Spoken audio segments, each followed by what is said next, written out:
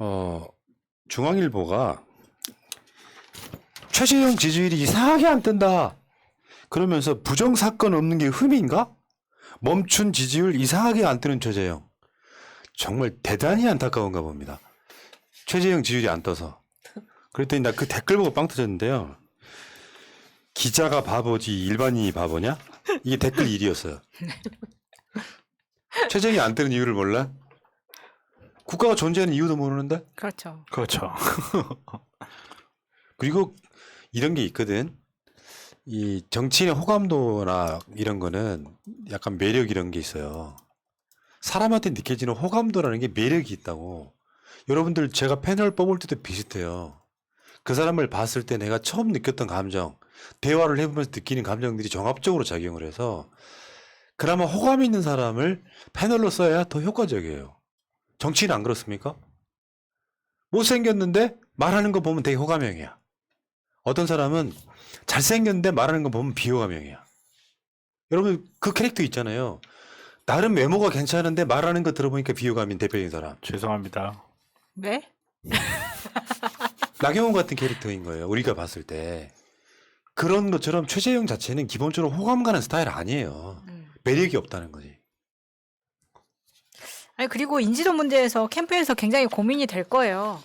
그러니까 최재형 같은 입장에서는 이미 대선 출마 선언을 한 입장에서 빨리 그 돈의 문제가 아니라 그 토론에도 공부 열심히 하면 나는 커버할 수 있고 하니까 빨리빨리 좀 노출할 수 있는 기회를 많아졌으면 좋겠는데 그 입장에서 그게 안 되니까 굉장히 아쉽고 최재형 솔직히 길 가는 사람 붙잡고 물어봐봤자 누가 압니까? 몰라요 아무도. 일설에는 최재형이 이제 대선 주자로 이렇게 등록을 하고 띄엄 이면에는 경남도지사 노린다는 썰이 파다하니까요. 지금 김경수 자리 그 빈자리에 내년 지방선거 때 출마할 거다라고 하는 썰이 파다하니까 정치적 목적은 아마 누구나 모르는데 결정적으로 말했을 때 이제 윤석열이 막 죽을 쓰고 막 막말하고 망을 하고 다닐 때는 혹시 나한테도 기회가라고 이제 양다리 걸치고 있는 거죠. 최악일 때는 경남지사가 나가는 거고 지금 현재로서는 대선에 윤석열의 그 감이 떨어지면 내가 받아 드시겠다 하는데 윤석열 지지율은 안 떨어지고 떨어지긴 떨어지는데 언제 떨어질지 모르겠고 문제는 내 지지율이 올라야 되는데 홍준표 지지율이 오르고 이제 이 상태에 이제 정체되어 있는 거죠. 저는 윤석열 지지율이 떨어진다고 하더라도 최재형 지지율 안 오른다고 생각해요. 그러니까 윤석열이 지지율이 높은 거는 윤석열이 잘나서도 아니고 어떻게 보면 운이 좋은 거예요. 제가 생각했을 땐 그래요. 말 그대로 문재인 정부와 나를 세우면서 문재인 정부를 내심 싫어하던 사람들한테 문재인 정부를 비난한 칼을 쥐어주고 그 상징성을 통해서 그 인기를 갖고 있는 거지 뭐 이 사람이 뭐 잘나서 그런 것도 아니고 이 사람이 뭐 똑똑해서 잘생겨서 호감이어서 그런 게 아니거든요. 근데 이 윤석열이 갖고 있는 그 상징성을 잃는다고 해서 아무것도 없던 사람이 비슷한 포지션에 있었다는 이유만으로 그 사람에게 상징성이 주어지냐 그런 일 결코 발생하지 않거든요. 예. 그래서 저는 이 사람은 그냥 판단착오라고 봐요. 정말 나온 것 자체가. 그렇죠. 정치인들이 자기 객관화가 되면 지금 이낙연 캠프 같은 일 하겠어요? 아 진짜야. 그렇죠. 지지율 안 오르는 맞아요. 이유를 본인들이 모르는 게 가장 큰 문제예요. 이상하다. 어디 집 식구들은 다 나 좋다던데 이러고 있는 거 그런 아니야? 거죠, 그런 거죠. 그거야. 우리 최재형 보면은 일란선 쌍둥이가 아닌 일란선 쌍둥이 같은 사람 하나 기억 소환해 드릴게요. 여상규 아주 비슷한 거. 얼굴 형도 좀 비슷한 것 같아요. 되게 판사 출신에다가 예. 호감이 하나도 없어요. 윤석열은 그러니까 저쪽 보수 쪽의 입장에서 보면 약간 사나이 같은 느낌이 있단 말이에요. 그러니까 그 배포가 커서 대통령한테 감히 대든다. 이게 이제 윤석열이 만든 이미지 하나인데 최재형 그것도 없어요. 그것도 없어요. 그냥 윤석열의 데이터로 플랜 B로 쟤를 한번 키워볼까 하고 있는데 갑자기 나 감사원장 안 해. 나 저기 뭐야 이 정부에서 탄압받아서 감사원장 못 하겠어 하고 갑자기 나와가지고 나 대선 뛰겠다 하는데 누가 이 사람한테 반사도라도 그러니까 이낙연 캠프가 자꾸 소환되는 이유가 그거예요. 최재형이 윤석열을 이기는 방법은 쇼크 요법으로는 안 되고 윤석열이 망을 하고 무식한 소리 막 해댈 때 우리도 대안이 있다라고 하면서 메시지가 윤석열과 반대로 나가야 되거든요. 근데 모질이 경쟁을 해버리는 거예요. 말로. 윤석열이 하도 주목을 받으니까 최재형이 그만큼 좀 논란이 안 돼서 그렇지 최재형이 만약에 윤석열을 반대 지점에서 뭔가 스마트한 얘기를 계속했다면 지지율 지금 역전됐을지도 모를 일이죠. 윤석열 지지율이 급격하게 안 떨어지는 이유가 대안이 없기 때문에 안 떨어진단 말이죠. 근데 대안이라고 자기가 꺼냈을 때는 윤석열과 반대 전략을 써야 되는 거지. 이낙연 지지율이 안 오른 이유가 뭐냐니까요. 객관화 시켜보라고. 이낙연이 뭘 한 걸 본 적이 없거든요. 근데 말로라도 나는 이재명보다 더 세게 개혁을 할 거야 라든지 하는 메시지를 던지고 이재명 아무것도 아니에요. 나는 더 개혁할게요가 아니라 이재명의 개혁은 난 반대일세. 근데 이재명이 이렇게 나쁜 놈일세. 라고 던지니 지지율 오르겠냐고. 자, 어쨌든 최재형 상황이 그런데 문제는 지금부터가 오늘의 코어예요, 코어. 저쪽이 경선 룰을 만들어야 될 거 아니야. 지금 민주당이 2차까지 180명 모았죠. 저쪽도 비슷하게 분위기를 만들어야 될 거 아니야. 근데 최재형이 공개적으로 경선 룰을 만드는데 자기 의견 제시를 한 거예요. 역선택 방지합시다. 왜 그 걱정 먼저 하는 거죠? 배신자니까요. 그러니까 예를 들면 홍준표가 그거를 던져줬어. 윤석열, 최재형은 문재인 정부의 배신자서 문재인 정부의 민주당 국회의원들이 대통령 되면 가만 놔두겠냐라고 하는 거하고 똑같은 거예요. 윤석열, 최재형 떨어뜨리기 위해서 경선인단에 가입할 사람들이 많을 거라고 겁 엄청 쳐먹고 있는 거죠. 아하, 우리 채팅창에도 지금 해초님 또 신청해야지 이렇게. 근데 이 되게 열받는 게 김재원이 얼마 전에 민주당 경선 그 신청할 때 그렇죠. 내가 거기 신청했다라고 조롱한 추미애. 기억들 나시죠? 네네. 근데 이거 결론부터 말씀드리면 민주당 지지자들 일부가 윤석열, 최재형 떨어뜨리겠다고는 하지만 만약에 수도 없이 가입을 하게 되면 우리 리스크가 생겨요. 뭐냐?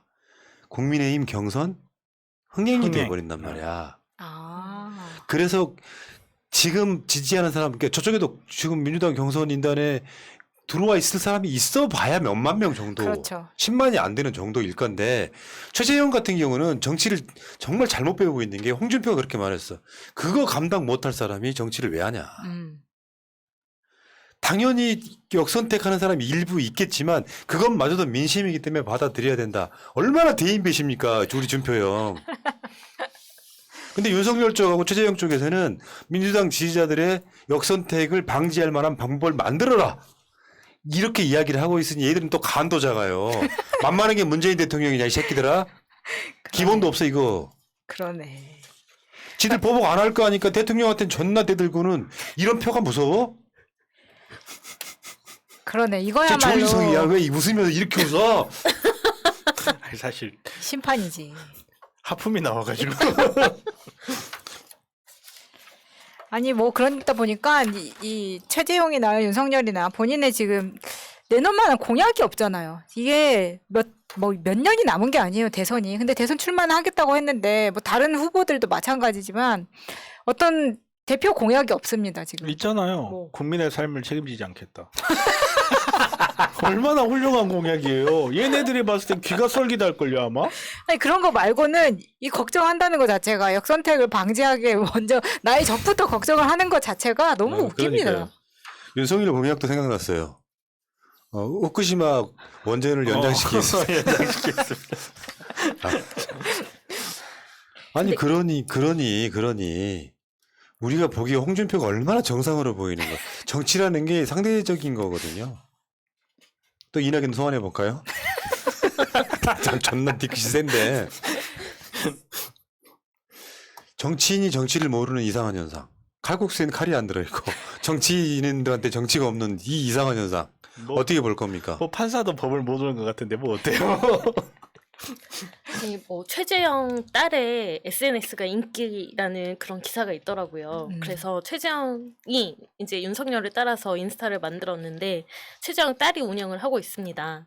인기가 많은데 팔로워가 3,100명 정도 수준이에요. 그러니까 그 정도로 인지도가 없어요. 인지도가 없는데 무슨 역선택을 걱정하고 있습니까, 지금.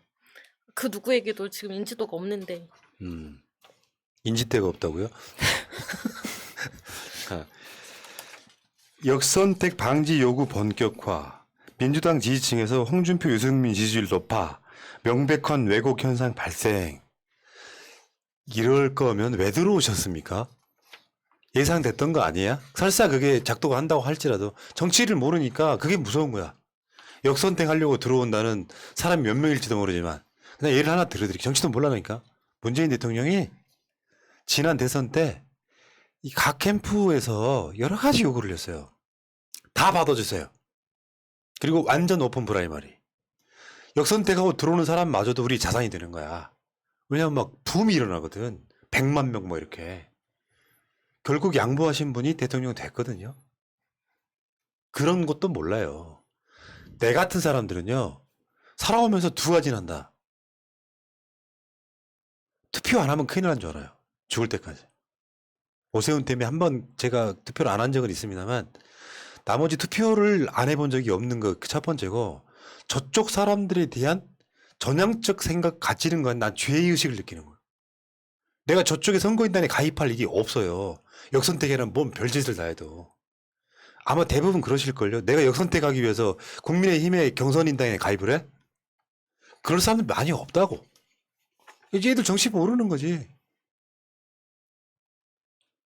그리고 사실 우리 입장에서 역선택으로 다른 사람을 만든다 한들 교란을 시켰다 한들 얻어지는 게 없어요. 뭐 말 그대로 윤석열 대신 최재형이 되면 우리한테 좋나? 그게?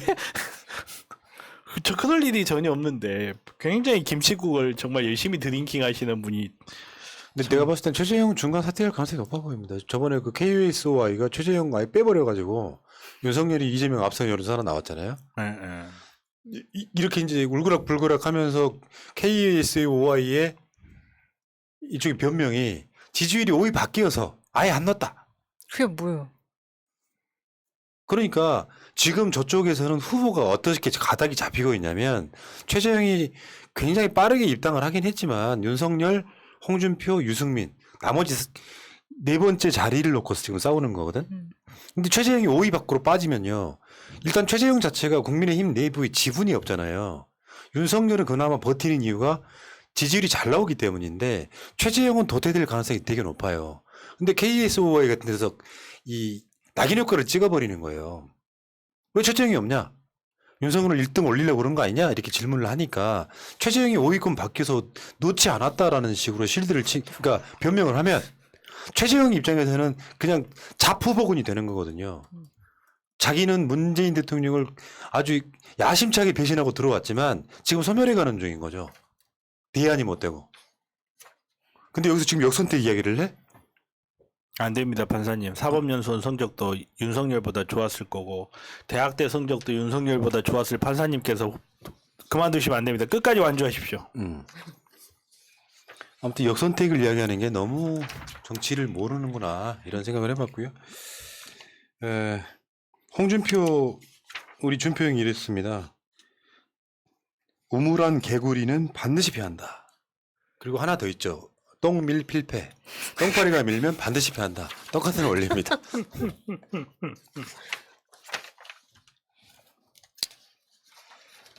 자, 여기까지 하겠습니다.